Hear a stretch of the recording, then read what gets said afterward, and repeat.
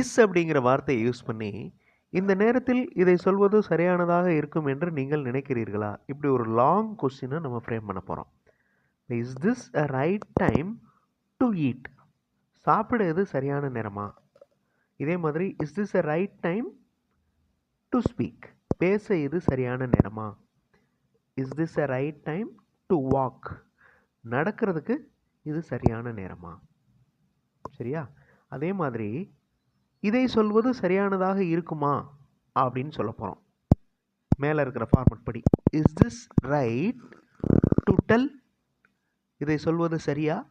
Is this right to del? இது இன்னும் expand பண்ணலாம். அட் திஸ் டைம், இந்த நேரத்தில், is this right to del? இதை சொல்கிறது சரியா? ஓகே, ஸோ இதை கொஞ்சம் மாடிஃபை பண்ணுவோம். இப்போ டூ யூ வாக் அப்படின்னா என்ன அர்த்தம்? நீங்கள் நடப்பீங்களா? Two you run? நீங்கள் ஓடுவீங்களா? Two you eat? நீங்கள் சாப்பிடுவீங்களா? Do you think? நீங்கள் நினைக்கிறீங்களா? அதே மாதிரி இந்த நேரத்தில் இதை சொல்வது சரியானதாக இருக்கும் என்று நீங்கள் நினைக்கிறீங்களா?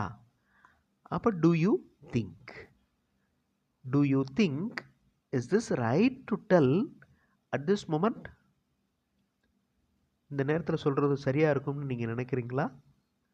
Okay, do you think is this right to tell this at this moment? So colours பாருங்கள், ஒவ்வொரு கலரும் ஒவ்வொரு பார்ட். ஃபுல் வீடியோ பார்க்குறதுக்கு சென்டாக் சேனல் பாருங்கள், ரொம்ப இன்ட்ரெஸ்டிங்காக இருக்கும்.